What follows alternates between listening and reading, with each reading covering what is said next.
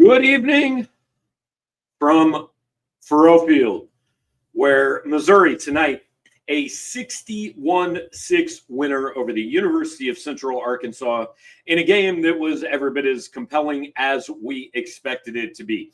Gabe DeArmond here on the Yuengling postgame show on Power Mizzou. Gerard Hamilton going to jump in and join us here in just a minute. Welcome to everybody that's here. Appreciate you. Appreciate Yuengling being back for another year to sponsor these shows. Guys, I don't need to read from a script from Yuengling. Went out to dinner earlier this week, had a couple of them there. I support the product. It is available in 24 states. It's been available in the state of Missouri for a couple of years now. None in the press box here, so I don't have any. I hope you have one, whether it's the traditional. The flight's pretty good if you want to go lighter, if you had a busy day. Maybe you're somewhere you can get the black and tan. Whatever it is, hope you pop one open. Join us here on the post-game show. We're going to go until you guys are done. We've already got almost 500 people on here. I know you've been waiting for the start of the season for a long time, and so we're excited to break it down with you. We will get to all of your comments, questions, all that throughout the show. We'll take voicemails, all of that. I do want to start real quick with just a note because Eli Drinkwitz he found out right before his press conference and alluded to it, and then news came out as we were in the press conference. Look, there's not that many people who cover these teams. When you do what we do, you get to know the other people who do this. Whether you're friends with them or not, you're around them a lot. You spend a lot of time with them. Ben Arnett from KOMU TV, news came out about 10 o'clock earlier today, died. Ben was 43 years old. He was the sports director at KOMU, which is the college TV station here. I've known Ben since he was a student at KOMU. There was actually the 08-09 basketball team, I believe. I could have the year wrong, but Missouri played in Buffalo, New York. Ben had his first job in Buffalo, New York. This was back when we were not as big as we are, and we were struggling to do everything. So I couldn't afford to make that trip. Ben freelanced for me, covered Missouri in the NCAA tournament out there. He's been back at KOMU for quite a while now, and just look, this is not what we're going to talk about all night. I know you guys are here to talk Missouri football, all that, but things do happen, that are a little bigger than a football game, and that do have an effect on a lot of people. I've known Ben for a long time, and certainly thoughts with his family, friends, everybody that's known him. Eli Drinkwitz, like I said, he didn't mention Ben's name, but he found out on his way into the press conference, and didn't go into detail because we didn't know at that point, but he was shaken up, and he started his press conference by saying, hey, just got some news that makes a football game seem pretty insignificant. So just wanted to say that off the top, and appreciate you guys kind of sticking with me through that. And look, you're here to talk about Missouri football, and we're going to talk about Missouri football. So let's get to it. I think Gerard Hamilton is ready at any time. Billy, you want to pop him up on the screen, and we will go with both of us. I currently cannot see Gerard. I only see a blank screen. I don't know if he's there or not. But okay, Gerard just texted me his Wi-Fi dropped out. So Billy, pull that back down. We'll get to it, guys. This is live. This is what we're going to do all year. Appreciate you being here. So look, just quick initial thoughts. Quarterback competition's decided. And what I'm going to write later tonight, we don't really know how serious of a competition it was or would be. Eli Drinkwitz did not get into specifics on the injuries. He said that both Sam Horn and Blake Craig are going to have MRIs tomorrow. He said he does not want to speculate before then. Sam Horn was on crutches with a full leg brace on at halftime. If the coach isn't going to speculate, I'm not going to speculate, but I'd be surprised if Sam Horn is playing quarterback anytime soon. So I guess I'll speculate a little bit. Blake Craig is a little weird. We didn't see it happen. Like, we didn't know that Blake Craig was hurt until we started getting posts on the board and tweets from people who were at the game. And we don't really know what happened to Blake. It appears that he got injured, maybe kind of being involved in a tackle on a kickoff return. He did not kick the rest of the game. Again, Drink said he wasn't going to speculate. Gerard's with us now. Gerard, we don't want to go too far on this, but Eli Drinkwitz's tone and mood did not indicate that the news is probably going to be super positive on Sam Horn and Blake Craig tomorrow. Yeah, the more people kept asking about Sam, again, without speculating what the injury is, it doesn't seem like something it seems like it could be the season. That the way, if we just going off body language and tone, we don't know what exactly it is. That gives the energy of the season. Blake, we're not gonna know.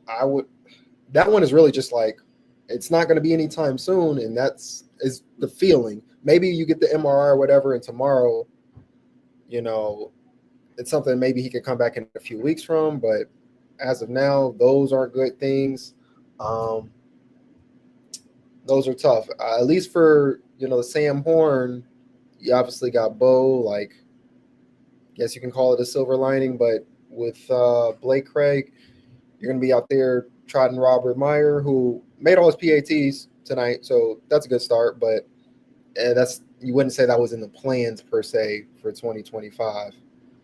The more impactful injury for this team, as weird as it sounds to say, is Blake Craig if it's long term. Because look, I'm not like I started to say, the quarterback competition is decided.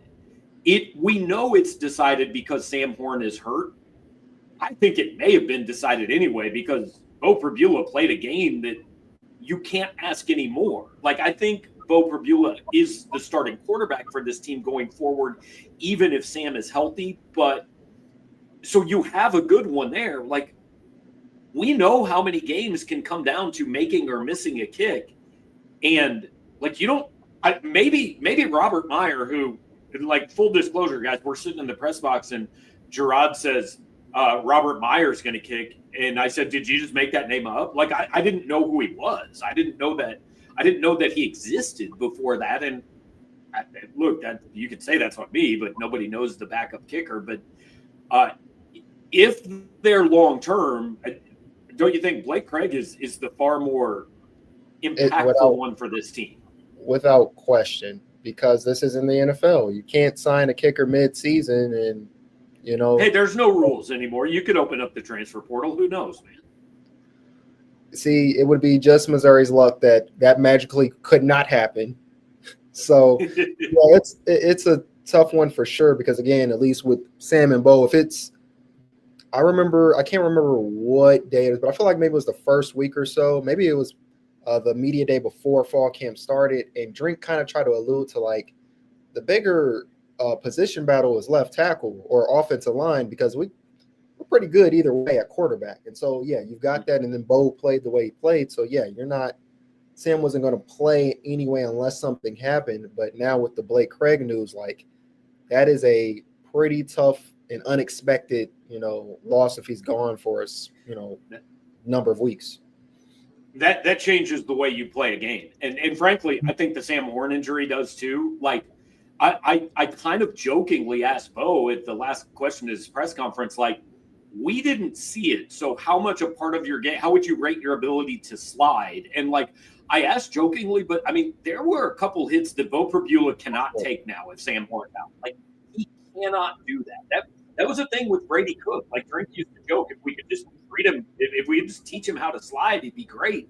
Like, you were going to have to teach Bo Pribula. You have to go out of bounds. Like, 3rd and 4 against Central Arkansas in the second quarter just doesn't matter enough for us to be starting Matt Zollers next week. And no disrespect to Matt Zollers, but, like, that's where you're at now is you are in all likelihood one play away from a true freshman being the guy. Hey, I do want to, before you get to this, Gerard, we see your guys' super chats. We appreciate it. Billy's popping those up on the screen. We're going to get to all your comments. Pocket Watch, appreciate you being here, man. Like, comment, share, subscribe, all that. We got 750 people on here, which I think is the most people we've ever had, and I expect that to grow throughout the year on these shows. But just want to give you guys a shout out real quick before Gerard, like, that second quarter was scary if Sam Horn's out for a while because Bo was taking shots, man.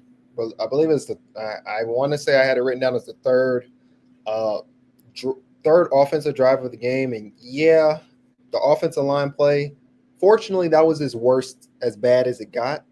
I know. Yeah, it got better. yeah, after that they kind of picked it up from there. But I know Caden had a hold. I know he had a sack where he just kind of the guy just went inside on him real quick, and then there was the play before that. Someone got around Bo's legs. I'm pretty sure he may have got hit another time. So he got hit like 3 times on one drive. Can't have that. And then maybe like 3 or 4 plays after Sam went down, he almost got the helicopter. Like he got hit twice trying to go for that 7-yard gain or 6-yard gain or whatever it was. Yeah, there's just some things, whether Sam's on the team or not, that he just can't be doing. Like they're not warranted hits. He could avoid most of them. So he has to learn how to slide or throw the ball away. One of the two. But let's assess just the way Bo Prabula played tonight. Like, if you had told me, give me the perfect script for Bo's debut, this might have been it. Like, I don't know what more you want out of the kid. And I understand it was Central Arkansas, but I don't know what else you could ask. Yeah, I think, well, if we're nitpicking, there was 2 plays where he could have got, and it's the 2 same receivers. He could have had Norfleet and Marquise Johnson, and I think he decided to scramble. That's the play he got hit like a helicopter. Like when he got hit twice and almost spinned in the air. Then opposite field, I think he pitched it to Roberts and maybe got close to a first down. He had the same 2 people wide open for touchdowns. So maybe just looking down the field. But besides that, his efficiency, his ability to run, I remember talking to you during the game and saying just like naturally as a better runner, he looks like a better, more fluid runner than Brady Cook, who we've said time and time again, we think is more of a scrambling quarterback. So like it's good that he's the quarterback for this system, for a drink system, basically. Like it makes sense. Yeah. Yeah, I mean, he did everything I think you would want him to do. And like that preseason or pre-camp media day, I just asked Bo flat out, like everybody talks about your running ability. Like, are they not paying attention to your ability to throw the ball? And he didn't really answer it, but like he threw the ball well, man. Like, again, I know this is Central Arkansas. Like, you have to view everything through that lens. Is that 31-yard touchdown a 31-yard touchdown against any other team on this schedule? Maybe not, but it was against the team they played tonight. I would not be able to grade this as anything but an A at the quarterback position tonight. Yeah, and I know we had a Wolf and Tobacco up there. He said like some of these plays or some of the passes may have been interceptable versus other competition. My only thing to that is, well, maybe versus different competition, you're doing something a little bit more. You're throwing the ball a little harder. You're not saying that he's not trying, but I feel like they know there's things they can get away with versus certain competition. It's like when you're playing, basketball with kids smaller than you. You start trying things or you start doing things that, you're playing somebody who's a little bit more your comp. You're like, I don't know if I could just be trying these type of things, or I've got to put this certain amount of effort into it. So it could also be that. But yeah, Bo did what he needed to do to win this competition, whether Sam was going to play or not, to me.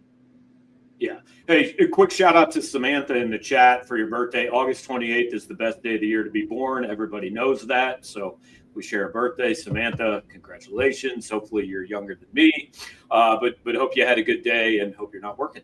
All right. We're going to get to comments and voicemails and stuff here in just a minute, because that's what this show is. It's more about you guys, what you guys want to talk about than what we want to talk about. Is there, other than guys being hurt, Jarod, is there anything in this game you saw that concerns you? The offensive line, I mean, again, we did say they got better. And we can expect this, though, as far as like, 1, it's week 1. 2, this offensive line is 3 weeks old, maybe 2 or 3 weeks old. Like, it's going to take a bit of time. And you'll see versus Kansas, you have a better chance to see what it is. But besides that, no, it's pretty much A's across the board from top to bottom. Yeah, I mean, look, again, we know this is a practice. We said all week there was no situation in which this game was going to be close. So, but you can only play the team that's in front of you. And Missouri played that team. I mean, all the way down to Dante McClellan with an 83-yard pick six, which, by the way, Gerard called right before it happened. So pretty good.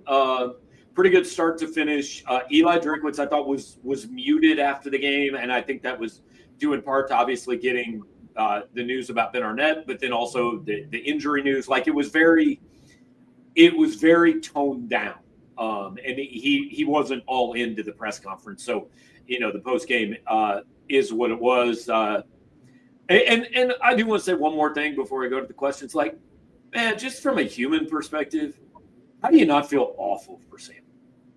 Like, this dude has done nothing but stay here when he didn't have to and fight for a job and wait his turn. And his season, I think, lasted exactly one play. And this is a 4-star kid out of high school, top 100 kid, Travis Hunter's quarterback. His college career is probably going to end with 8 passes thrown. Like, that sucks.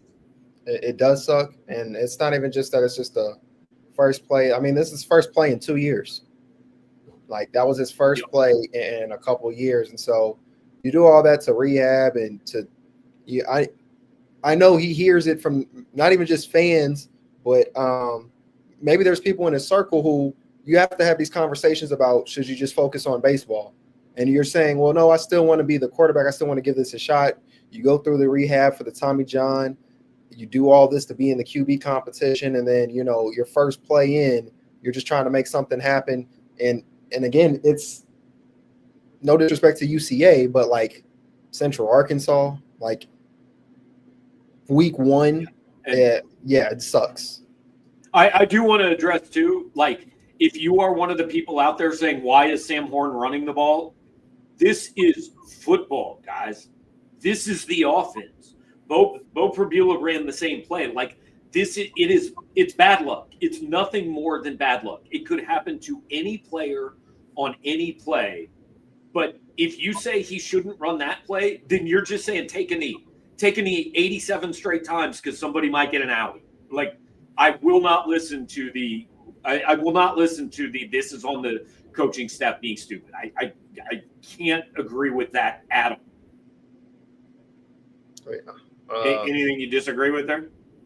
No, I mean, and you said this earlier, in the press box. It is what it is. And it was Drink seeing an opportunity to, let's throw Sam in here, even though it's not the second half, like he said. It makes sense. Let's let him see what it looks like. And I'm guessing he probably gets a few more plays than just the one in the first half if he throws him out there to begin with. So what did we say all week? Make this fair. Give Sam time in the first half. Play him with the starters. Let him run the offense. That's what he did. So I can't bitch about him doing exactly what I asked him to do.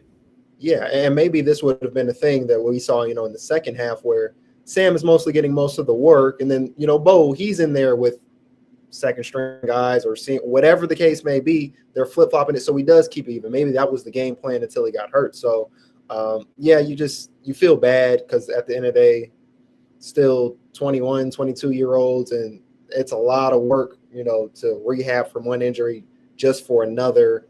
And you haven't really got to play that much. So, yeah, hearts out to him. All right, so let's do this. Billy, I know I just saw we got a ton of voicemails. If we don't start getting to them, we're going to be here till 2 a.m. And Jarod told me he does not want to be here till 2 a.m. I would do it.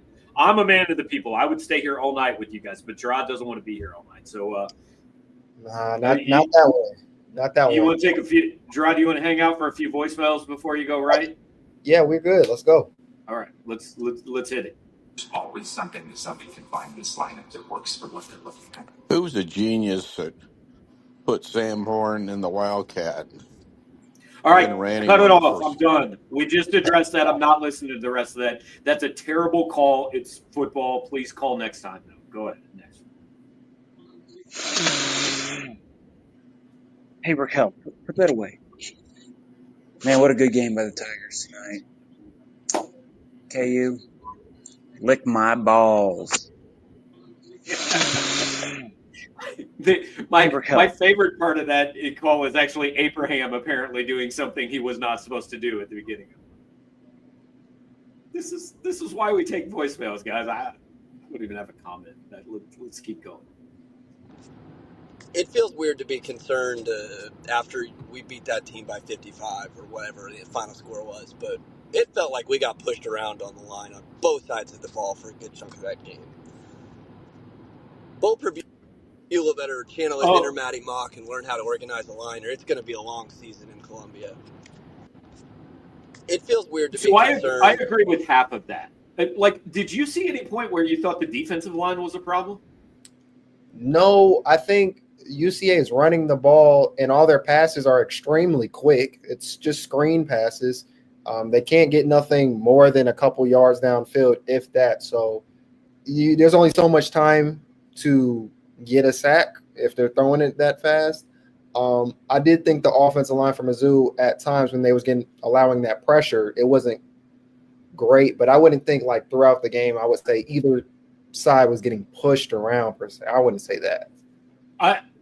Look, the offensive line early was a problem. I agree with that part. Like in the second quarter, we were talking, hey man, like Bo's going to be dead if he doesn't. Like he's not going to be standing by week 5 playing behind this line. And you know, that's not good enough against South Carolina, against Auburn, against these guys you're going to face in the SEC. Now, again, they have a while, but guys, I will just tell you flat out, I adjusted my expectations when they're looking for a left tackle 2 weeks before the start of the season. Not because I think Caden Green sucks, not because I think Curtis Peagler isn't good enough, but because that told me that their plan, all of a sudden they said, we can't go into the season with this.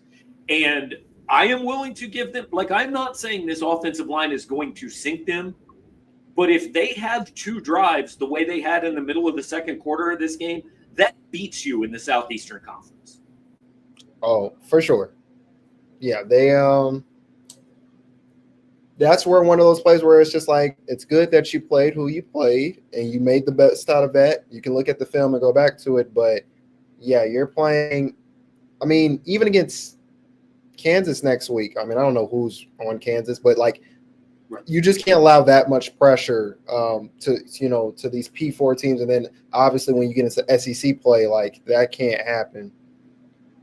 And maybe it does seem worse because it was like all back to back to back to back, right? Like their 10 worst plays might have all happened right in a row. The second half looked a lot better. Samantha, we do not have a call-in number. You go to speakpipe.com/powermizzou. You can leave a voicemail, but we get most of those loaded in before the show. We don't take the calls live. We do it on voicemail and try to share that link. But again, it got better. They had 2 99-yard drives. It was not an F performance by the offensive line. Nobody is saying that. But I would imagine Brandon Jones and Eli Drinkwitz will spend some time after film tomorrow with some pointers. Yeah, I remember I was telling you at some point, I know in one of my previews or one of my 3 things I'm watching or something like that, I said they can't have 10 penalties and half of them come from the offensive line. I don't got it in front of me, but at the point of when I said that they had 4 penalties, it's like 4 of 6 penalties were on the offensive line, and that was like third quarter, early third or something like that. So I'll go back and check, but they can't have that versus UCA. And so going down the line, you definitely can't have that as you get into your P4 and SEC play. Right. And again, hey, first game, still a relatively new line. Like you're willing to give them those caveats, but I mean, South Carolina comes here in 3 weeks and Kansas comes here in 9 days. And so it is definitely something to watch. All right, let's just keep hopping through a few of these. Hey, Power Mizzou. I was horny, but now I got a boner, if you know what I mean. I do. That's hilarious. It's something. It's something. No comments. I mean, the voicemails are leaving us speechless tonight, guys. Let's keep going. Hey Dave, this is Carl from Oakville. I just wanted to say, this Bo Pabulo put on one hell of a show tonight. I'm so excited, I might sell me my golf carts and buy me some tickets. One hell of a show by this boy. I feel bad for that Sam Horn, though. He's so good looking. What a cute boy. Hope he feels better. Wait. Okay. We're good. I'm glad we got to the end because I'm like, this is trolling. The way this person talking. Oh, 100%. Okay. And apparently you are Dave. Yeah, I don't know who Dave is. Maybe he thinks Dave Matter does this show. I feel like what we've got is a lot of people trying to be Tiger Terry that aren't as funny as Tiger Terry. But that's all right, guys. We're here to talk about what you want to talk about. Where's my boy Javon? That's we need Javon back. I can't remember what he was angry about, but he was angry last time. All right, let's keep going.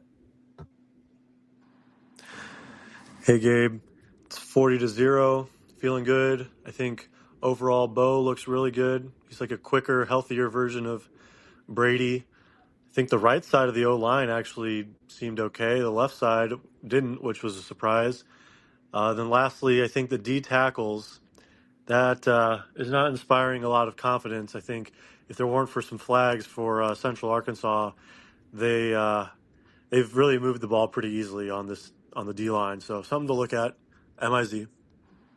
The flags Hey did help.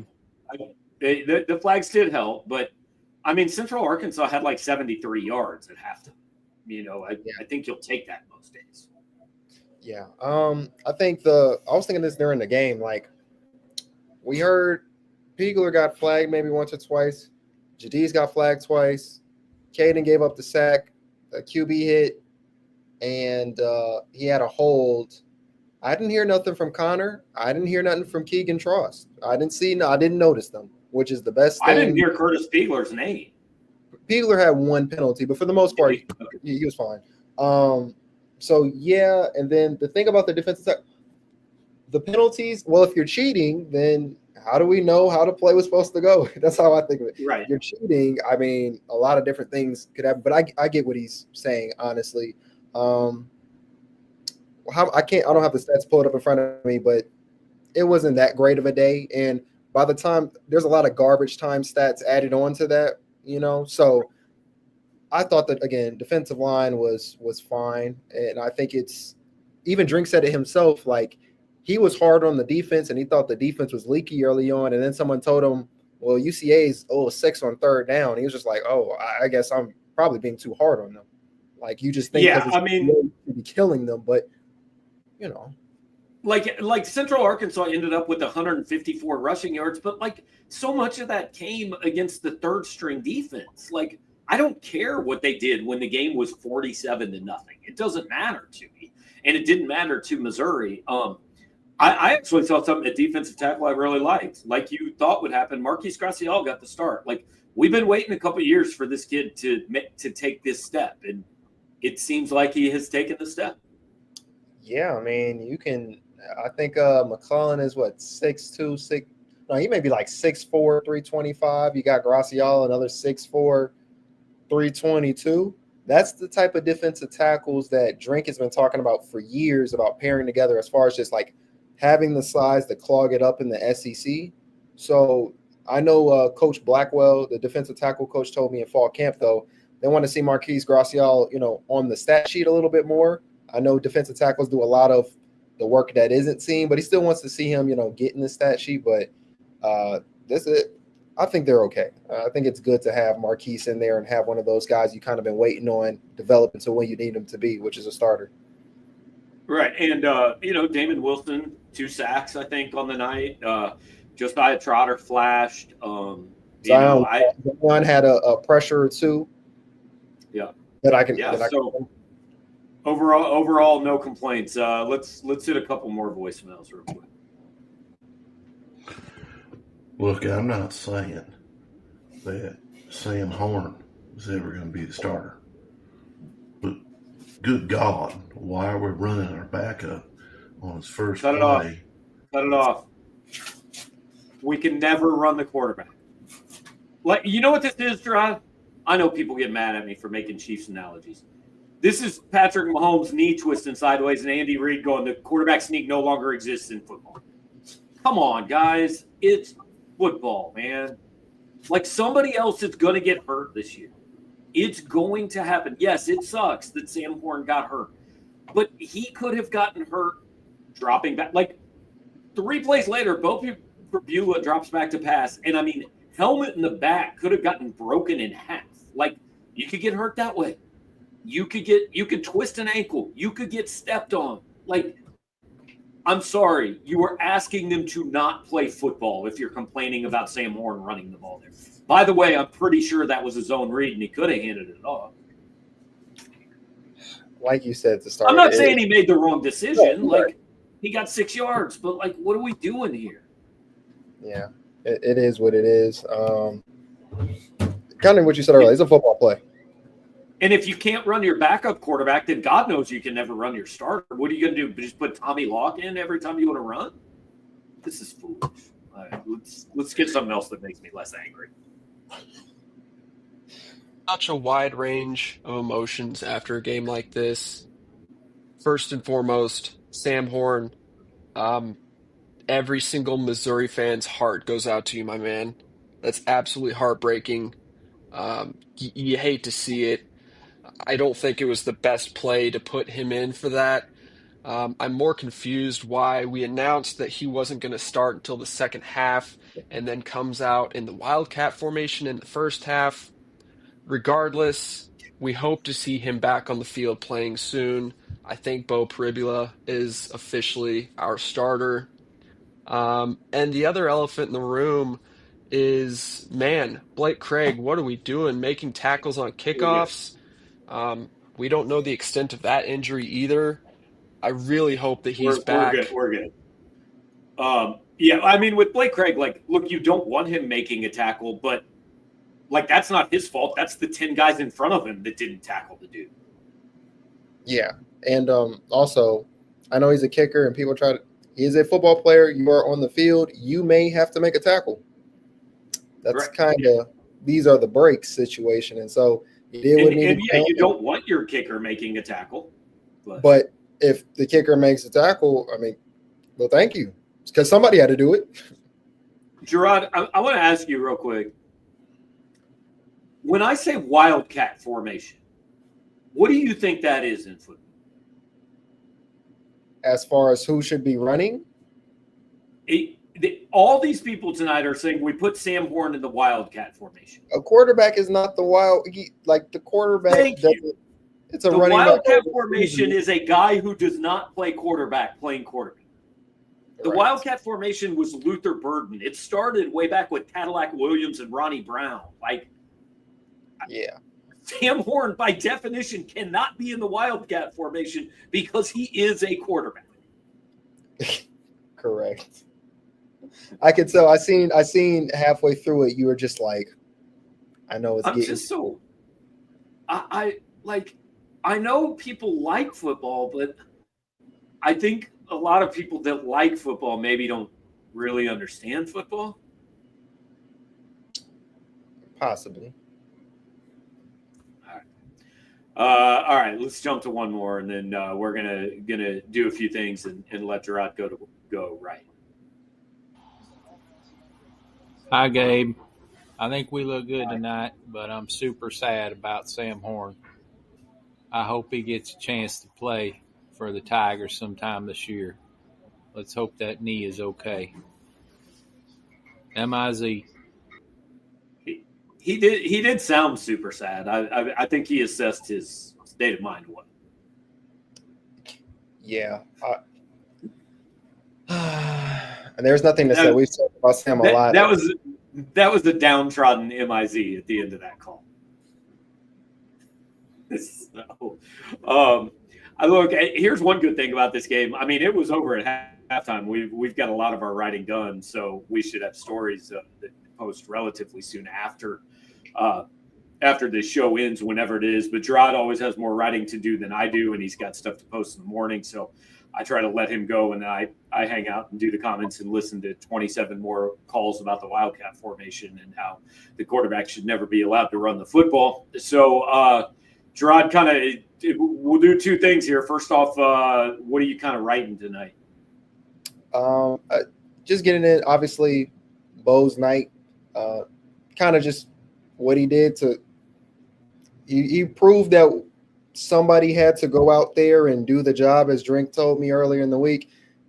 he took a kind of advantage of that opportunity, but it's mostly going to be about the offense, how he spread the ball around, and what I've seen from them, kind of getting into this offensive line play, and that really mostly that one drive where it was just like this can't happen, but they spread the ball a lot, spread the ball around a lot, and then defensively, they basically. I'm calling it a shutout in my mind. I'm not counting the 6 points. Right. Right. It's kind of like Missouri got shut out of Kansas State 3 years ago, but they scored in the last second.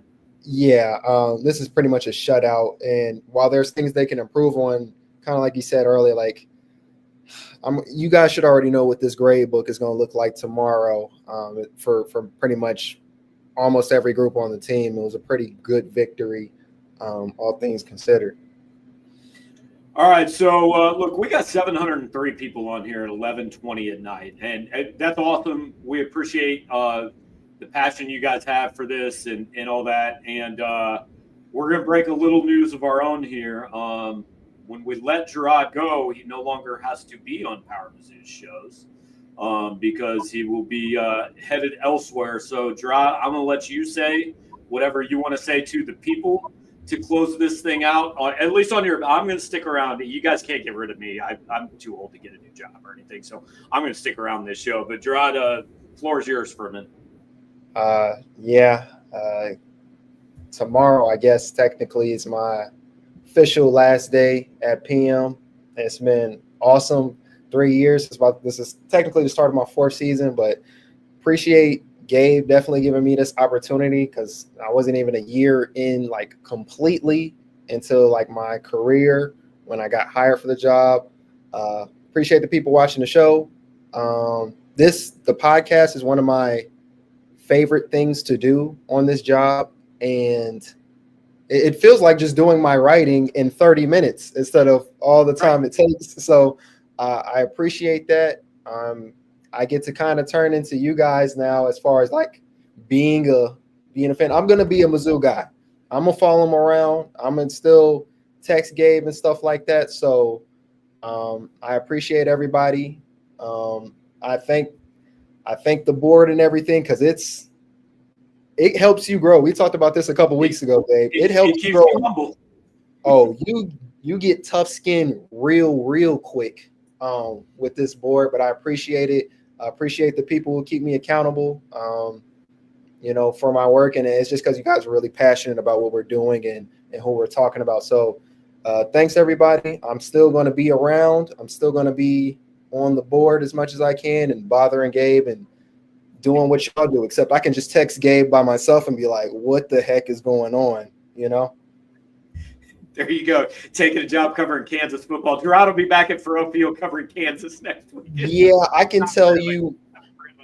Listen, tomorrow, probably sometime tomorrow, I'll be able to go a little bit more in depth about where I'm going. I promise you I am not going anywhere west, and I'm not writing for any of Mizzou's ops for sure. So you don't got to worry about that. And again, I'm going to be like you guys as far as, hoping that they win. I still need Gabe and Drew and the whole group to, get their money up. So we're talking about undefeated seasons in every single sport. I'm with it. All right. Well, man, appreciate it. Look, I've already said my piece to you privately. We don't need to do it on YouTube, but appreciate everything. We'll let you get started. And about 2 hours here, we'll take one more walk over to that parking garage. Yes, sir, man. I appreciate it. It's been awesome. Thank you. All right, man. That is Gerard Hamilton signing off here with us. Again, his last show, and he's going to share more about what he's doing tomorrow. I'm going to share more about what we're doing later this over the weekend, early next week. We've got plans in place. Appreciate everything Jarod has done here, and we'll deal with that over the next few days. But we're not going to miss a beat, and he's going to still be paying attention and following along. So with that, I want to make sure to get to comments, questions, whatever, voicemails. Billy, I don't care. Throw whatever you want up. We'll stick out here for another 30, 40 minutes, however long it takes to get everything done. But I don't care wherever you want to go, Billy. If you want to put stuff on the screen or if you want to play more people that don't understand the Wildcat formation, I'm good. Is it too early to proclaim Matt Zollers the future of this team? I mean, look, I did a video earlier this week, and I've said he's the most physically talented quarterback on this team. There's not a question about that. I mean, he can zip the ball. Now he's a true freshman. You don't really want to turn it over to him right now. And what I saw out of Bo Prabula, I really liked that tonight. So this year, this is Bo's team. Next year, I think they'd be real happy to have it be Bo's team and have Matt Zollers work in some, and then you get a year or two of Matt Zollers as a starter. That's the ideal world. But in the era of the transfer portal, who knows if things go the way of the ideal. So, yes, it is. I guess it depends on what you mean by future. This team has 11 games left this year, and I don't think Bo Prabula is an early NFL draft guy by any means. So you would think he comes back next year. So, a little early to proclaim him the future, but definitely should be excited about it. Who played better, O-line or D-line? Didn't look great for either. We kind of talked about that earlier. I mean, I was probably a little too hard on the offensive line in my immediate post-game reaction, but you guys got to understand, again, I say this every week, every year. This is immediate reaction. I'm writing, I literally hit post when the clock goes to 0. So I'm writing these things during the game, and I'm not going to promise you they're all right and they're all super accurate. Sometimes I may go back and watch a game or may think about it a little more and be like, I probably would revise the way I would do that. But the defensive line, I didn't really think was a problem. I mean, was it perfect? No. But again, Central Arkansas had 73 yards at halftime. I don't see. I'm good with that. So who played better? I would go defensive line on that. Okay. Do we have a nickname for Robert Meyer after Thicker Kicker and Craig the Leg? We need to call him Bob somehow, right? Bob Meyer. We can come up with something better, but he will not be Robert to me. I want him to go by Bob. That is my personal opinion. So Devontae is suggesting Oscar Meyer. I hope that's his middle name. But we could go a lot of different ways. Let's see him make some. Let's see him make some kicks before we try to give him a nickname. All right. Do we have some more calls, Billy? Because I know you and I were both enjoying those. Let's go that route for a minute. I'm eating chicken wings on the potty.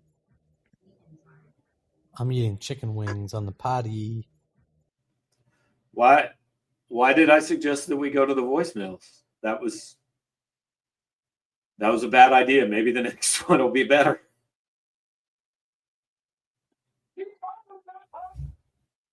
So everyone's going to talk about Bo, rightfully so. But I thought all three wide receivers looked really good tonight. I thought Manning and Johnson made tough catches, and then obviously Coleman looked great. So I think Mizzou set up really good offensively if they can get the offensive line solidified. And then the defense, I think they just called a pretty plain game. Yeah, I agree with that. Definitely nothing exotic. And yeah, let's talk about the skill positions a little bit, right? I mean, Kevin Coleman, as advertised, I think Drinkwitz did joke. He said he should have probably fair caught the first punt return, and Kevin said he wanted to get hit, and he said he got hit. But I thought as advertised, made the catches, made some nice moves afterwards. Let me look. Final number 6 for 48. On 7 targets. Thought that was good. Marquise Johnson, phenomenal. I mean, he did the deep ball 2 different ways, right? On the first one, he just undressed the defensive back, and as I said in my instant analysis, he was high school open. He was open by 5 yards. That was a touchdown before Bo Prabula threw the ball. But then the second one, he's open, and Prabula underthrows it, and Johnson makes the midair adjustment and comes back and slides, gave up the touchdown to do it, caught it on the 1-yard line, and Bo scored on the next play. But that showed adjusting to the ball in the air and all that. So did that 5 for 134, I think without question, the best game of his career. Josh Manning, right when mid-second quarter, when people are starting to go, hey, man, is this guy going to show up? He makes 3 catches on Missouri's 99-yard drive, ended the night with 4 for 53. I think probably his best all-around game. Donovan Alubade, 4 for 37. Brett Norfleet, just 3 for 9. But my God, people, what a beautiful, beautiful play call by Kirby Moore on Norfleet's touchdown catch. Jude James, a 40-yard catch and run. Jordan Harris had a catch, I think, on one of Missouri's first drives. So really like what you see out of the receiving corps. I did not realize until right now that Ahmad Hardy ended up with 100 yards on only 10 carries. Jamal Roberts did his job, 8 for 33 for Beulah running. Marquise Davis got in late, 5 for 10 and a touchdown. But I think it's pretty obvious Ahmad Hardy's the lead horse here, and I enjoyed his whatever his touchdown celebration was. Like I said on Twitter, it kind of reminded me of Happy Gilmore, riding the bull. But thought that was pretty solid. I think we saw what they want this team to be offensively tonight, right? Run the ball with Hardy, run the ball with Beulah, and then when they focus on the run, hit them deep. That's what they want to do. And Drinkwood said they had to get more explosive. He said, we're not just going to keep going on 14-play drives. We got to get some big plays. And they got those tonight. So I think you saw what you wanted to see out of the skill positions tonight. No doubt about that. So, all right, let's try, unless we're running out of voicemails, I think we still got some. Let's try the phone line.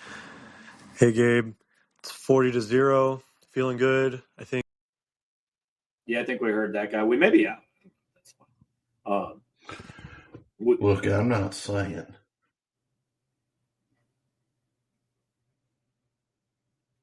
Such a wide range of emotion. Yeah, I think we must have run through them because we've heard from most of these people. I do find disappointed no Tiger Terry tonight. I do find it's like I don't believe these are your voices in real life. I believe a lot of you are making up voices to be on the Power Mizzou Yuengling postgame show, which is, that's cool. It's a little strange, but I respect it. Whatever it takes to be on here. Matthew wants to know: do you think Beulah could be an NFL quarterback? I've seen him play one game against, really 3 quarters against Central Arkansas. I haven't seen enough to say yes or no on that. He's big enough, but he's not big.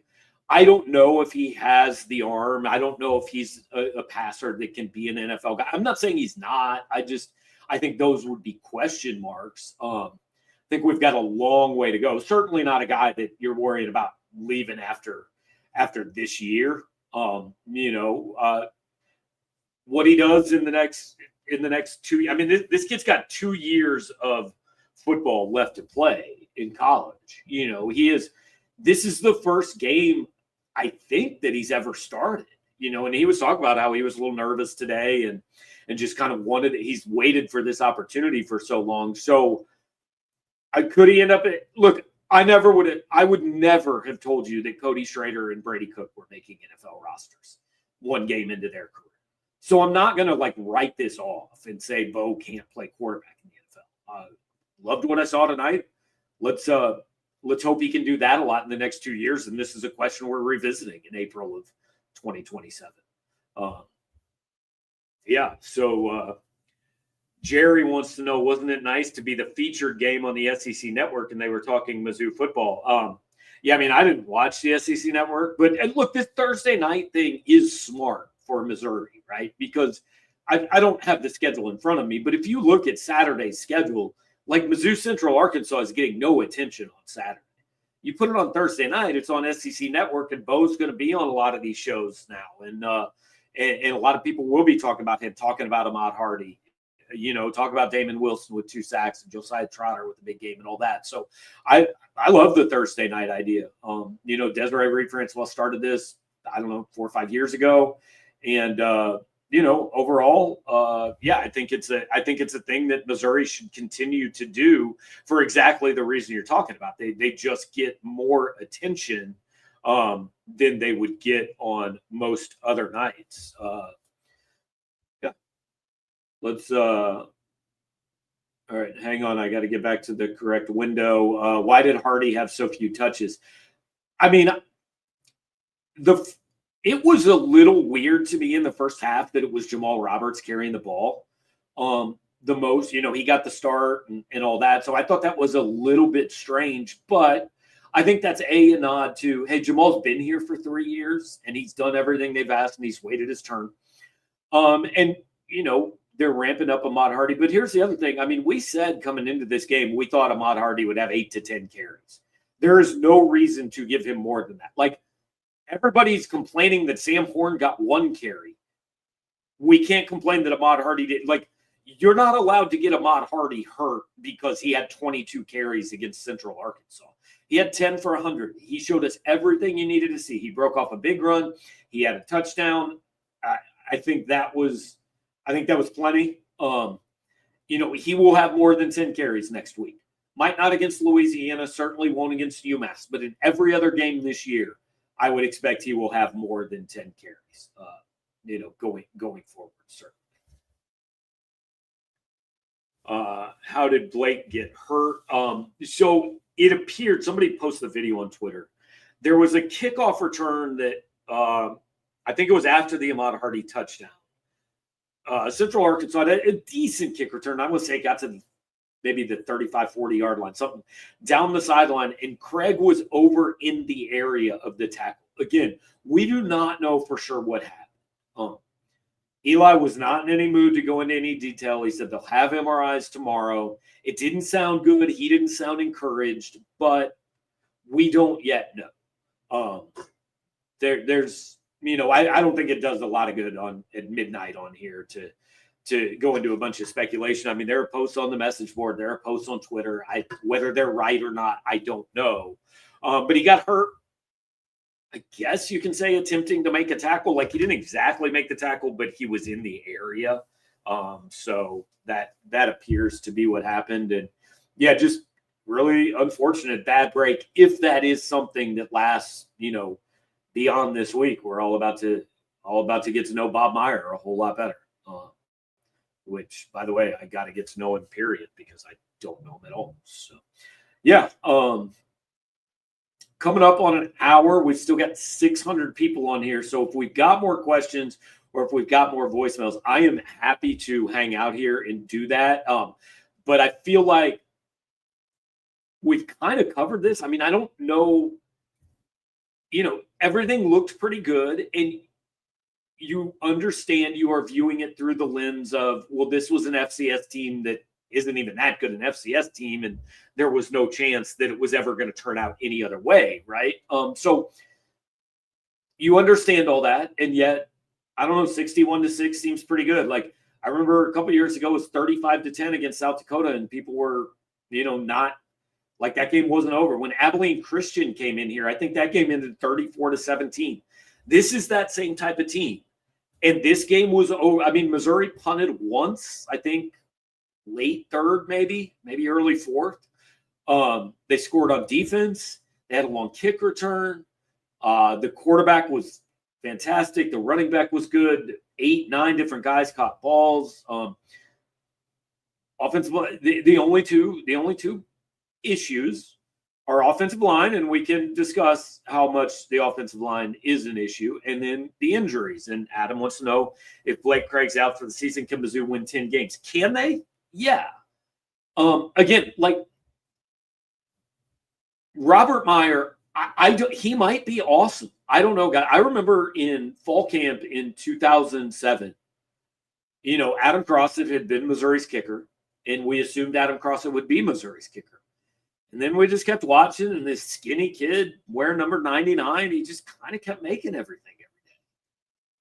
And by the season opener, Jeff Wolfert was Missouri's starting kicker, and he had the best season in the history of Missouri kicking.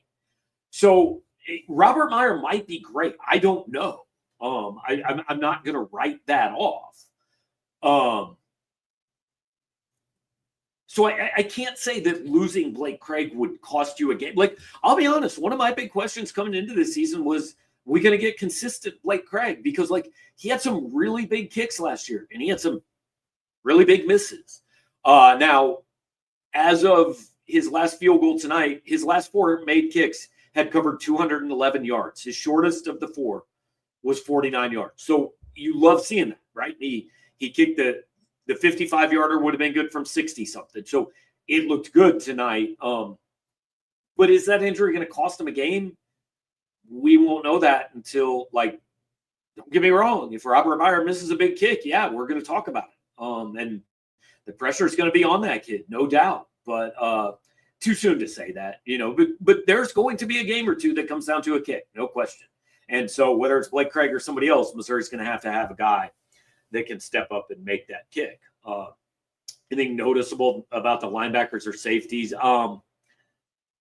They just weren't really tested. I mean, Josiah Trotter was all over the place, early. But, I mean, let me look up Central Arkansas's numbers. 13 of 23 for 73 yards passing. That's 3.2 yards an attempt. I know Caleb Flagg had one nice pass breakup.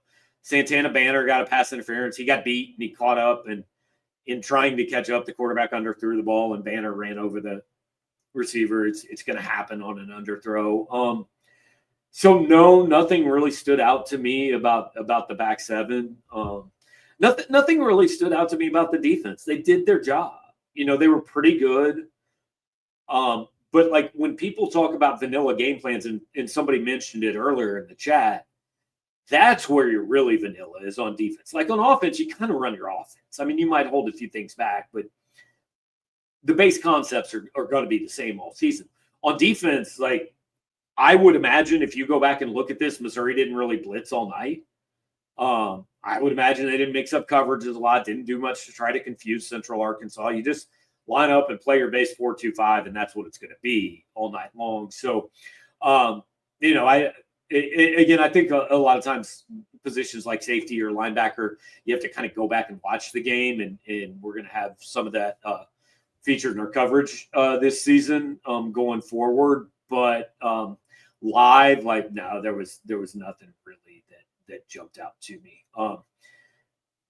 Okay, Quirt, look, I respect your question about how to cancel a membership at another site. I don't really have anything to do with that anymore, and I don't want to.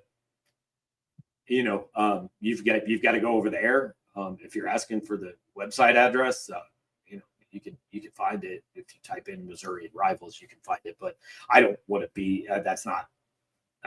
That's got nothing to do with us. We appreciate everybody that's here. That's all I can say on that. So appreciate the question. Did Catalan play? Oh yeah, Jalen Catalan was out there. At least most of the first half. Because I remember at one point I asked Jarod who number 6 is, and it was Jalen Catalan. And that's just getting used to a new roster, new numbers, and all that. So he definitely started at safety, and he was out there at least the first few drives. I don't know how much. We'll tomorrow morning I'll do snap counts. And we'll run through all that. But he definitely did play tonight. I mean, everybody played tonight, guys. Snap counts can be a nightmare.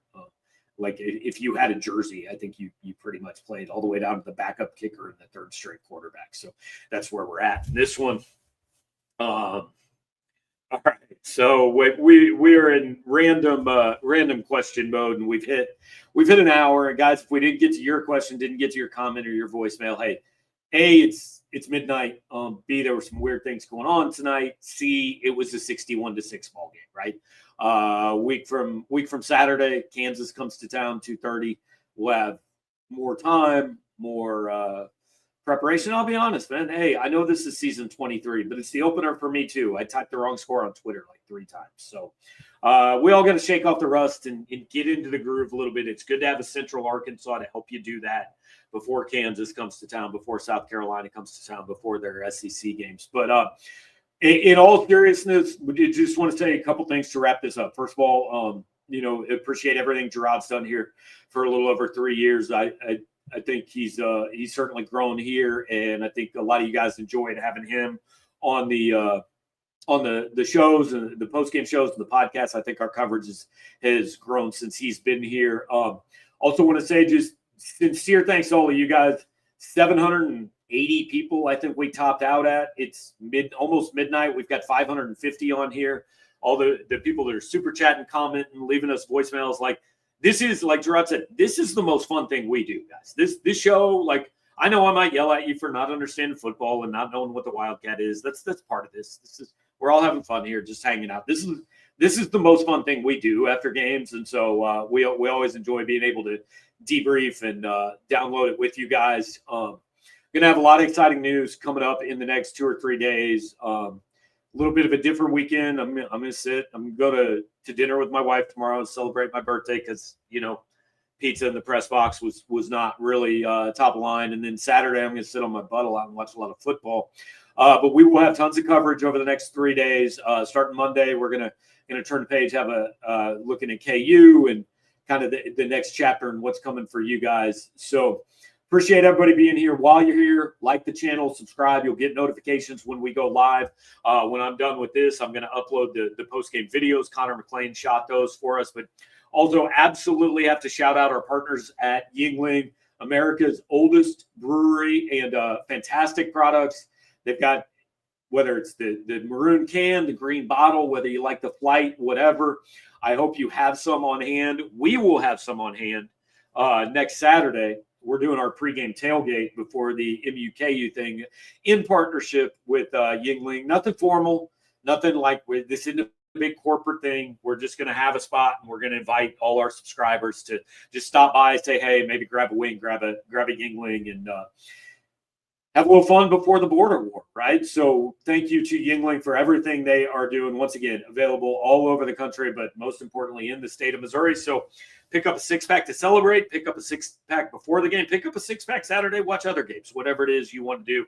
Make sure you do it with a Yuengling in your hand. Unless you're driving, please don't do that. Drink responsibly. That is what we would encourage you to do.